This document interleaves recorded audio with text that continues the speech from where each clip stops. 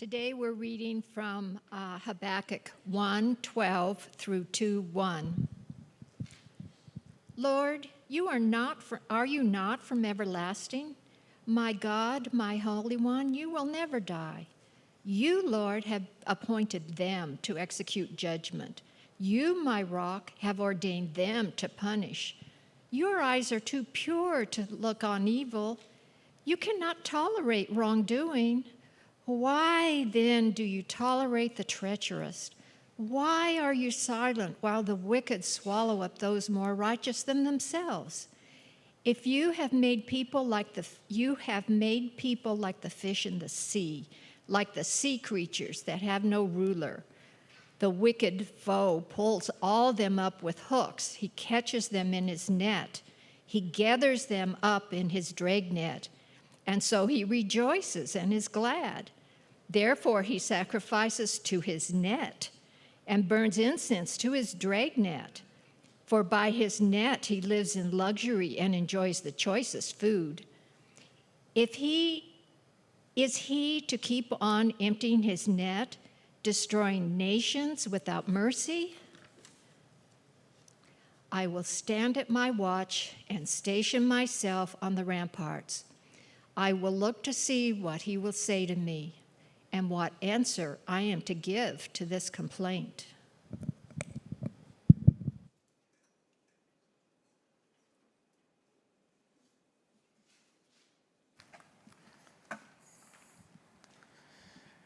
Good morning. It is good to be with you all this morning. Let's begin with some prayer.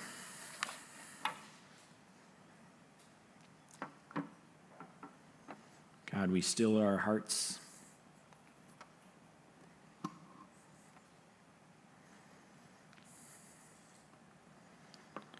For nothing can bring peace like you. We are content with you. You are our portion and our prize. You are what we seek to center in our lives.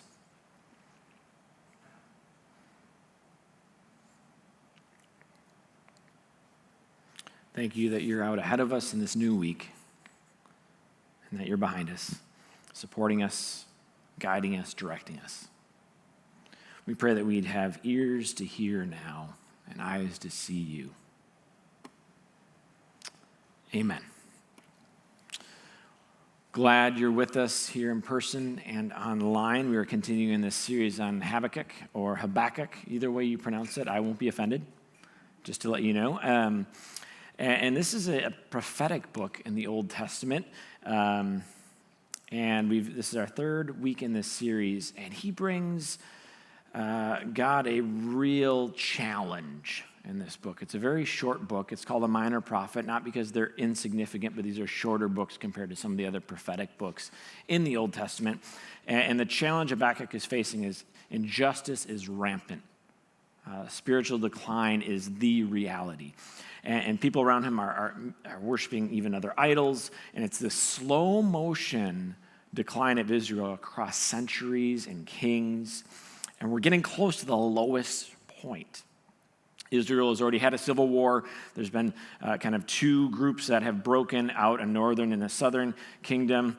Northern kingdom's already conquered. Only this southern kingdom remains. Tribes of Benjamin, Judah, centered in on Jerusalem. And the kings, by the way, for the most part, are just going from bad to worse.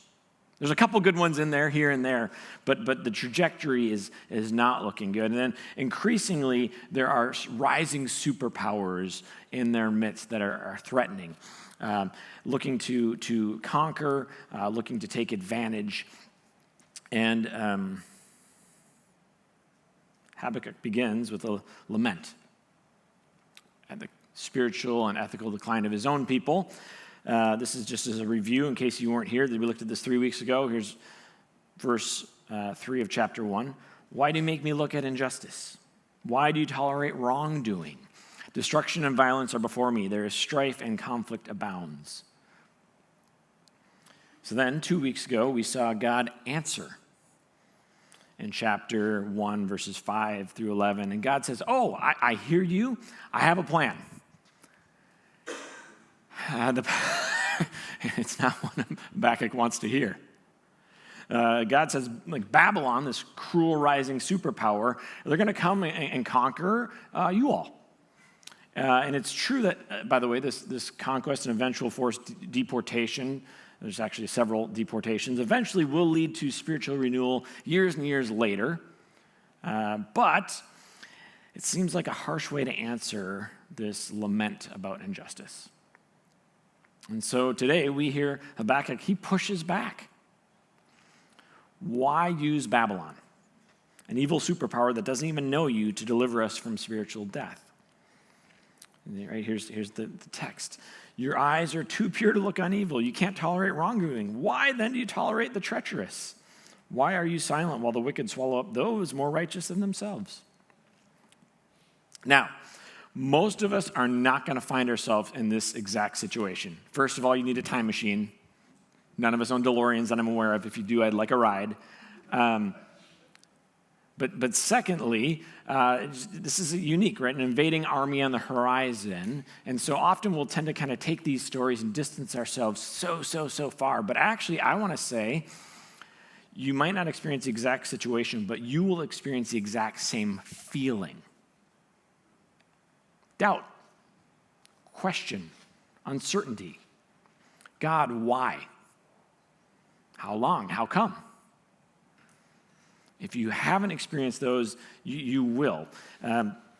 These are doubt-adjacent struggles. Doubt is universal, even when our circumstances might differ. And in the Christian life, or really any faith construct, even agnosticism, atheism, doubt isn't an if, it's a when. So what can this prophet teach us about engaging our doubt in a way that can actually potentially develop our faith instead of destroying it? That's what I want us to look at today in 4 parts. Sound good? Awesome. Big 4 ideas if you're a note taker. Faith-filled doubt is normal. Faith-filled doubt asks questions. Faith-filled doubt looks at past faithfulness, not just current fog. And finally, faith-filled doubt has the courage even to doubt its doubts. Sound like an adventure we want to go on together? All right. I like that. Let's do it. So here's an interesting idea. Maybe you know this, and if there's one answer that's going to be too simple, and then I'll just dismiss it. Okay. What do Moses, Gideon, Jeremiah, Elijah, John the Baptist, Thomas, Peter, Sarah, Abraham, Jonah, Job all have in common? Yeah, doubt. And not only that, but it's actually recorded in this holy book we call the Bible. Consider this. They're central figures in the faith. Most of us know these names if we've even been in church a short while. And they do remarkable things, don't they?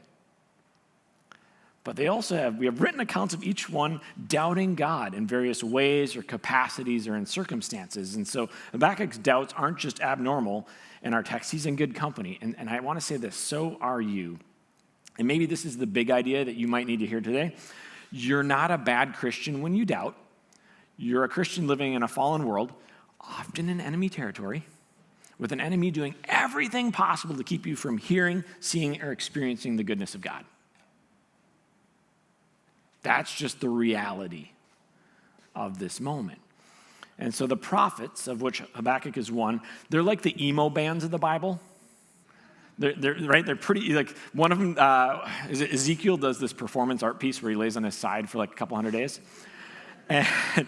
And drama much? No. But what they're kind of showing us through these stories, doubt is normal, difficulty is normal, and yet the prophets have this ability. We've talked about Habakkuk's name, right? In the Hebrew means to cling on, to hold on, right? Even when you struggle, even when you doubt, his name kind of almost teaches a lesson. One of these things that these faith-filled prophets do is they filter their feelings through their faith and not the other way around. They still have these crazy, like high-level feelings, right? They still are wrestling with God. They are lamenting all the time. That's why you kind of, I don't know, I'm in the Bible in a year and you start reading Jeremiah and Ezekiel and all these things, like, oof, this is heavy. I I need to go watch Mr. Rogers or something more uplifting. But what they continue to do, and Habakkuk's even doing this, we see this in chapter 2, verse 1. He's like, well, I'm gonna watch. He kind of laments, and there's almost this tonal change that you heard Donna read at the end. We're gonna look at that in a minute. But what they're doing, and it's hard to do, is they're taking, rather than letting their feelings filter their faith, they're letting their faith filter their feelings. That's significant. That's different. Because typically what we do is if I feel it, it must be true. Don't do that. That's what the prophets are telling you. Don't do that. Pay attention. You're not stuffing them, but don't bow to them. Filter them through your faith. Right? And the Bible over and over has this idea of taking your feelings and filtering through your faith. Right? This is all over the place. I was thinking in one text today as I was preparing, Psalm 42:11. Why, my soul, are you so downcast? So we're not saying we don't have feelings, but then I'm going to choose. Sometimes you have to choose even when you're not feeling it. Do you know that? You have to choose even when you're not feeling it. I'm going to put my hope in God, for I will yet praise him. That is so, so, so, so important. Feelings come under our faith, not the other way around. We have to learn that the filter, this filter that we choose is so important because I love how C.S. Lewis puts it. He says it this way: faith is the art of holding on to things your reason has once accepted in spite of your changing moods. Lewis is arguing that when we become aware of Jesus, right, there's even good intellectual commitments, right? God's past trustworthiness has to stand firm even when our emotions fluctuate. Don't be spiritually hangry and let your emotions dictate your theology, right? You know what hangry is? It's when you get so hungry you're irrational. And when we are sad or mad, when we are often irrational in our faith, just like we are with our food. And it's not that we can't or should not have feelings, but bringing them to God and other wise believers. I was thinking about it, and this is appropriate. This is written before the sermon, so the whole coffee fiasco of 2026 here at Catalyst. Okay, this was already in the notes. So I was thinking about this. Ever tried to filter water using coffee beans? It doesn't work. Right? The filter, right? So if I say, I'm going to get more pure water by pouring them through coffee beans. No, you're not. You're going to get, if you don't like coffee, you're going to get coffee-tasted water. And so actually choosing what filters what is incredibly important, and we need to stop using just our feelings to filter our faith.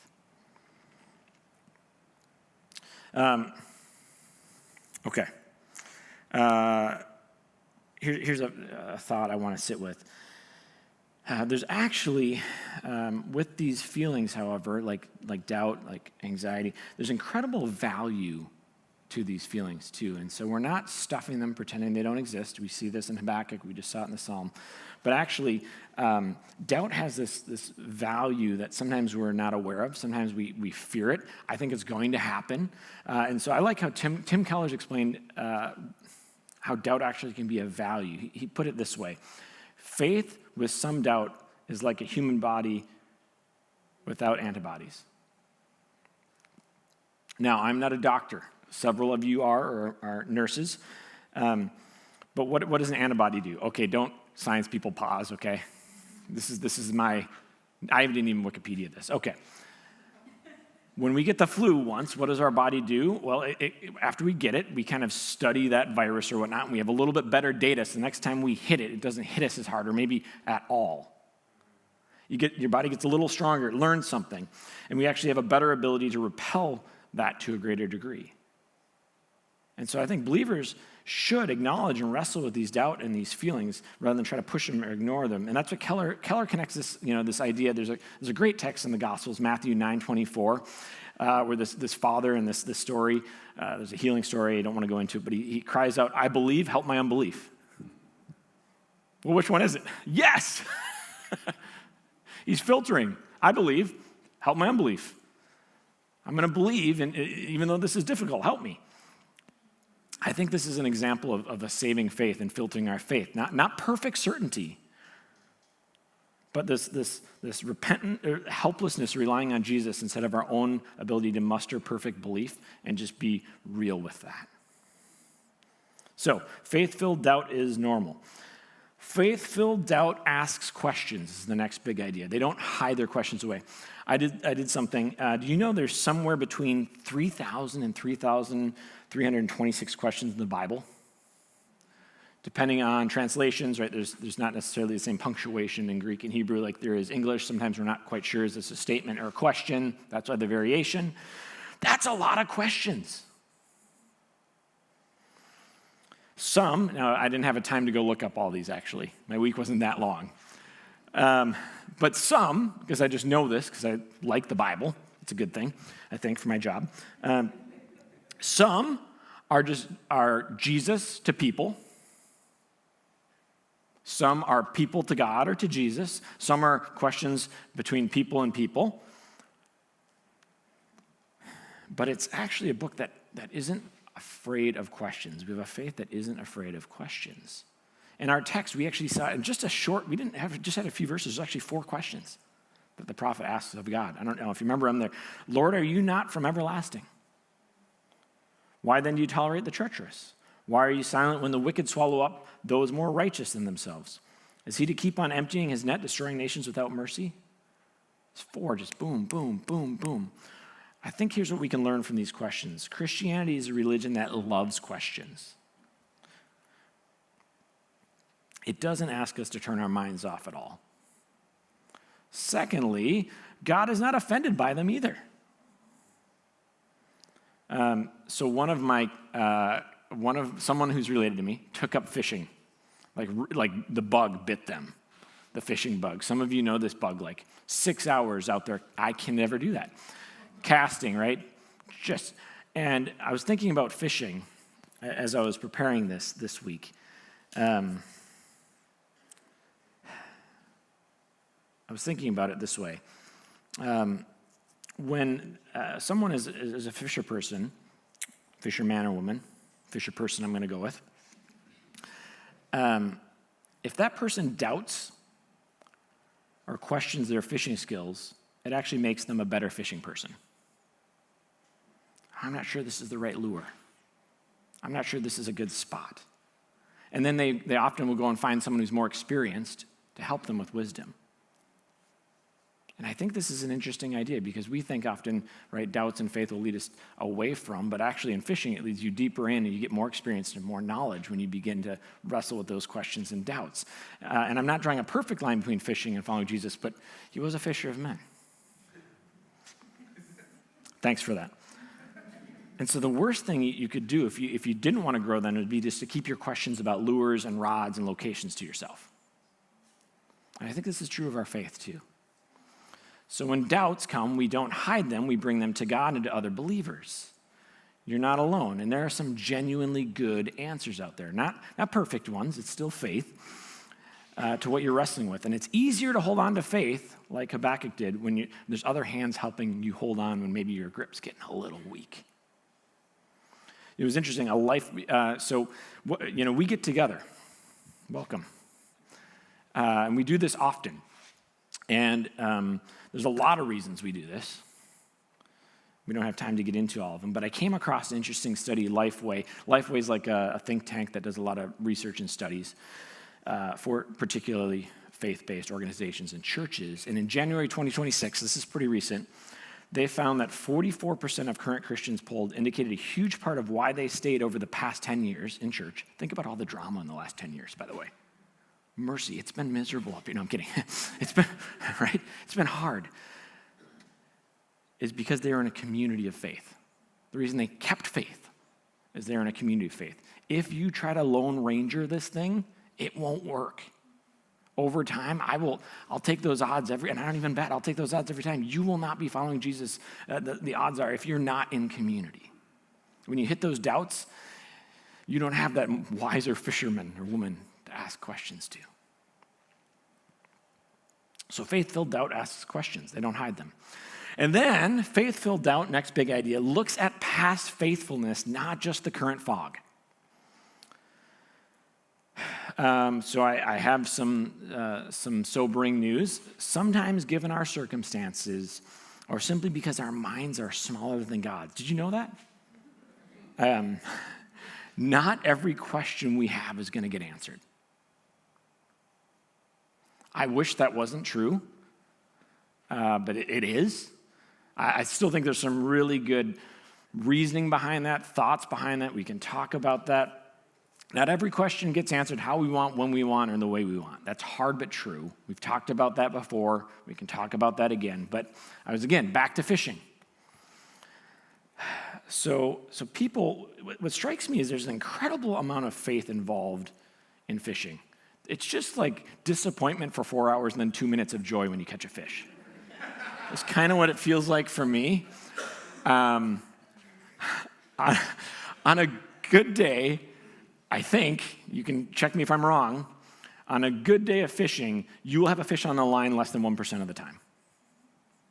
And the rest you're hoping and praying with some doubt. So what gets a fisherman or woman back out there? I think I have one answer for you. Fish stories. Remember when I caught that big one? Remember where we were and what was happening? Somehow that memory makes you want to go back out and trust you'll catch more in the future. That's part of why I think so many Bible passages point backwards in order to move us forward in faith.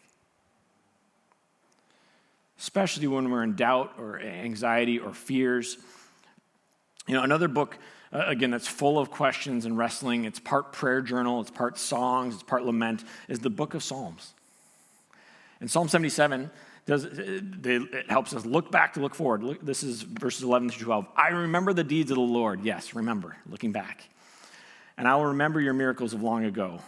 I will consider all your works and meditate on all your mighty deeds. Now, if you aren't familiar with this, maybe sometimes I've had people say, like, well, why is God on such an ego trip? Why does he want it, like, oh, remember how great I am? That's not what's going on. I mean, he is that great. It's for our own good. So that when we're in the fog of doubt and confusion, we have a way out. We can move forward through that fog because we saw God do the same thing in the past. He just wants to help us out of the fog. When I'm doubting or wrestling in prayer, I doubt and wrestle, right? We all do.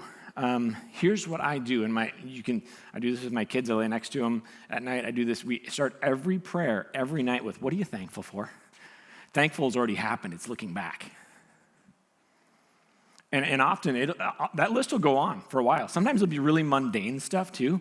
And then what I've noticed in my own prayer life is by the time I get to like what I'm anxious about or fearful about or uncertain about, like the thankful list is pretty long. And this uncertain thing kind of just loses that grip on me a little bit. That thing that I'm fearful about or have questions about, just it's not holding on to me as tight. My doubts often shrink when I compare it to the list of things God has already done and is doing. And a big lesson this summer for me, and I shared it a couple weeks ago, is don't just complain, pray. Don't just Hail Mary, pray. Even the prophets praise, and their lives on the whole are way worse than yours.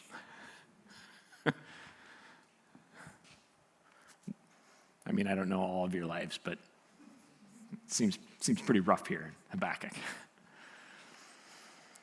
Maybe another image can help. Back to fishing, if that's okay. Are we okay with that? My first draft, by the way, had fishing all over the sermon. It was too much. It was overkill. And I was like, wait, I don't even actually know how to fish, so I could say something and could be completely wrong. Stick with what I know.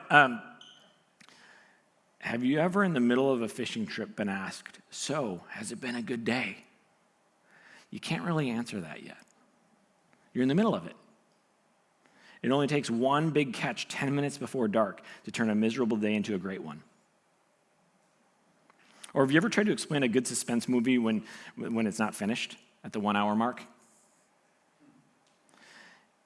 It's hard to make sense of the present. We don't have the luxury of seeing what's ahead, but we can look back. So if you can't see what's ahead, look back That's what Habakkuk does in the fog. He recalls God's character. My God, my Holy One, you never die. These aren't just facts. These are truths about who God is, what God is. Your eyes are too pure to look on evil. You can't tolerate wrongdoing. He's bringing in the character of who God is. He's recalling what he does know so he can go forward.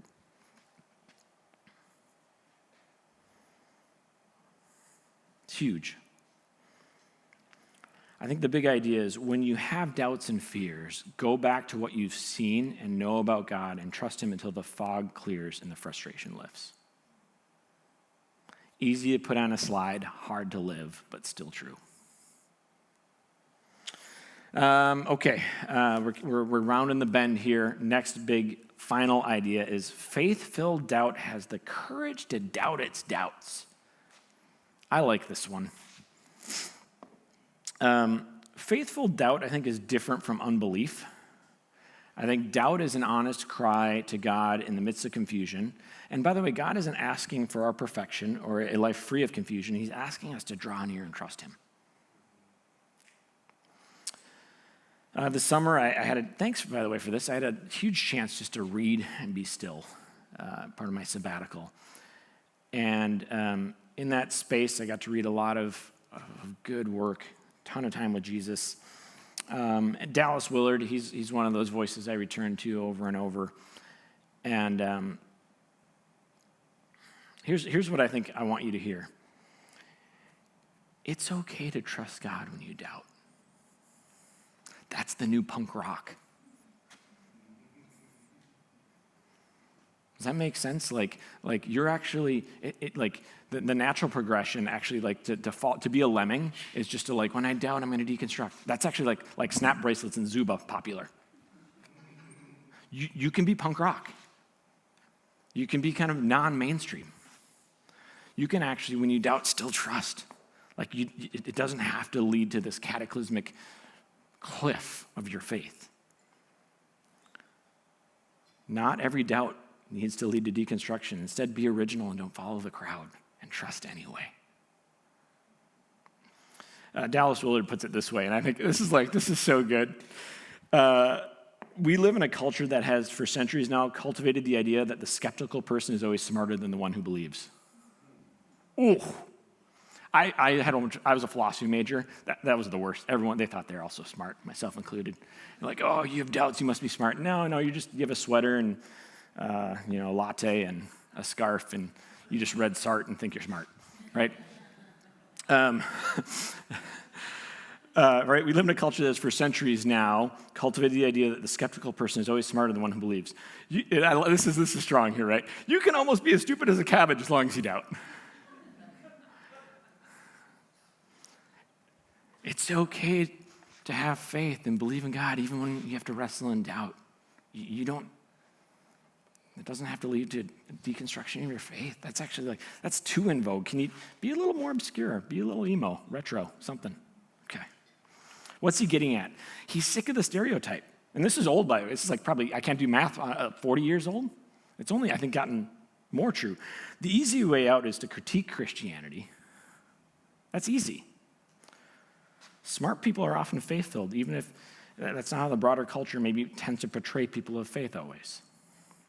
I think Chesterton hit nail on the head on this one. He has a book about writings about Job. Job talk about struggles, doubts, all of that in the Old Testament.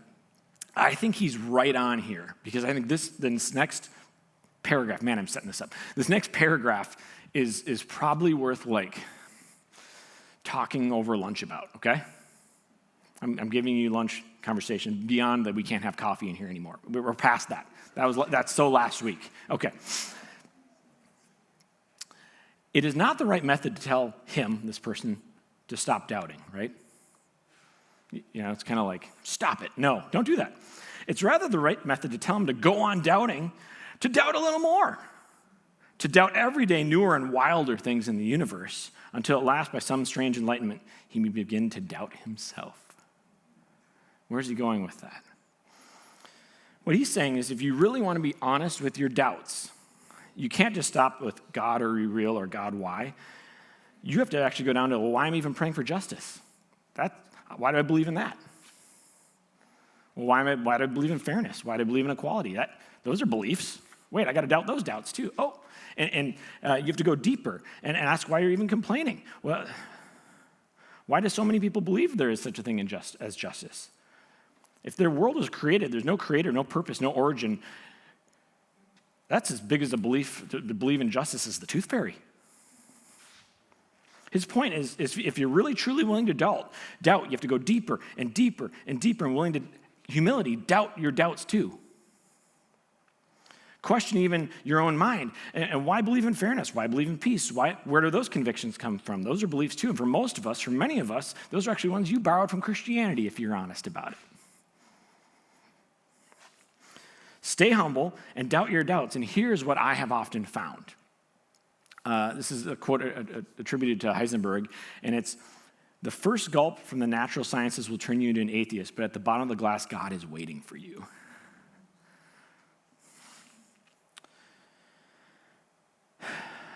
So doubt can pull you away from God, but having the courage and humility to doubt those first doubts often leads you right back to Him. I think this is exactly what our prophet's showing us. Many of the deepest Christian thinkers actually have wrestled with profound seasons of doubt and skepticism, and then they take it all the way down. And they find often that skepticism takes more belief sometimes than belief in God, if you really want to be real with it. And I think this is kind of what Habakkuk's doing a little bit, right? There's this doubt season, and then all of a sudden, did you notice? It almost feels like this verse, like, did someone just glue a random verse into the text? He's complaining, and then chapter 2 hits on Reddit, and then he's like, I'll stand watch and station myself on the ramparts. I'll look to see what he'll say to me and what answer I will give to his complaint. So it's like this lament. Oh, I'm going to just station myself and watch.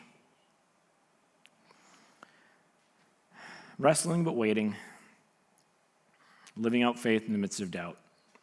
And sometimes we have to do the right thing even when the feeling isn't there, and let our emotions catch up with the truth. The end of Habakkuk, I don't have it anywhere on the screen, but he's able to be at peace with God even in the midst of the circumstances, because he knows that the presence of God outweighs any present God could ever give him. You know, have you ever been angry at all? A sibling, a coworker, a spouse. There are times when love, the better definition of love, we all know this, is a choice, not a feeling. And you choose it, knowing that feelings can come and go, but feelings-based love is fickle. And then often, what I've found is when we choose to believe in that, choose that, we find ironically that the feelings do return. And so I'll end with this idea here from Willard. We don't believe something by merely saying we believe it, or even when we believe it, that we believe it. We believe something when we act as if it were true.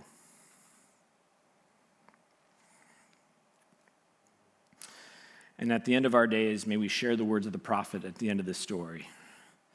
For what's offered to us is a saving relationship with God that transcends even the worst of circumstances. Here's how the prophet concludes his work. Skipping ahead a little bit. Though the fig tree does not bud and there are no grapes in the vines, yet I will rejoice in the Lord. I will be joyful in God my Savior. The sovereign Lord is my strength. He makes my feet like the feet of a deer. He enables me to tread on the heights. Let's pray.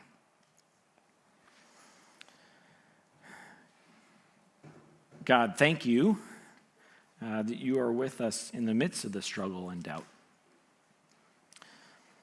I pray that you would give us the reality check that faith-filled doubt is normal, that you're okay with questions, and we go to you and other trusted believers with them. God, when we're in that season where we can't see what's ahead, help us to look back.